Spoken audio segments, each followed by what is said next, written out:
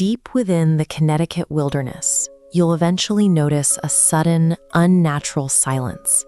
The birds stop singing, the wind fails to reach the pines, and you get the undeniable, heavy feeling that something unseen is watching you from the tree line. This is Dark Entry Forest, the final resting place of Deadlytown. All that remains of the settlement are scattered stone foundations, jutting from the mossy earth like teeth in a long dead mouth. State authorities have actively erased this location from modern maps. Stepping foot inside these woods today is strictly illegal, carrying the threat of immediate arrest. The settlers who tried to live here over the town's 200-year history faced a brutal exit. Dozens succumbed to gruesome deaths, vanished without a trace, or slowly descended into raving madness. Something hollowed out this community until it collapsed.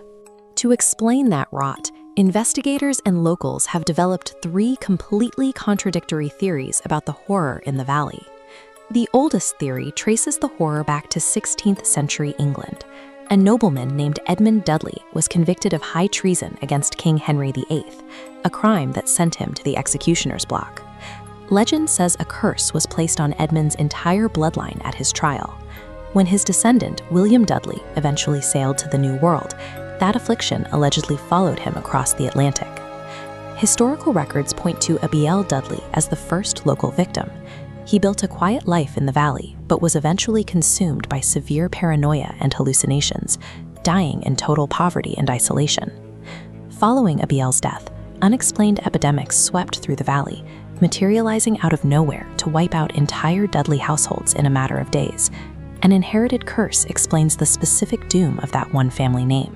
However, it fails to account for the horrific fates of the non-Dudley families who moved into the valley and met the exact same end.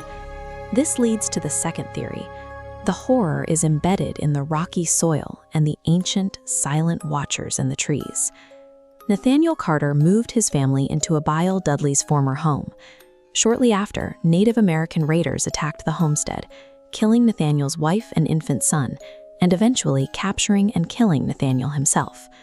His neighbor, William Tanner, also spiraled. After a laborer died mysteriously while building Tanner's barn, Tanner claimed malevolent entities were gathering in the woods, watching the villagers from the shadows. This atmosphere claimed its most famous victim in the early 20th century. Dr. William Clark, a respected oncologist from the crowded streets of New York City, bought land in the valley seeking a quiet summer retreat. During a brief 36-hour trip back to the city, Clark left his wife Harriet at Bicowden. He returned to find his front door slightly ajar and Harriet missing from the main floor. Quietly, he followed a sound upstairs and found her curled in a ball, laughing with an impossibly wide, demented grin. Harriet's mind had broken entirely, and the only detail she ever offered was that shadowy figures in the woods had been watching her. According to this theory, the woods themselves function as a sentient psychological trap designed to systematically dismantle the human mind. By the 1980s, colonial ghost stories gave way to professional paranormal investigation. Ed and Lorraine Warren arrived with a film crew to examine the ruins of the settlement. The Warrens dismissed the idea of a family curse or elemental watchers. They asserted that Dudleytown was the site of an active, concentrated demonic infection. They added new, extreme layers to the folklore, reporting sightings of hoof-footed cryptids and claiming that satanic motorcycle gangs were performing dark rituals in the foothills.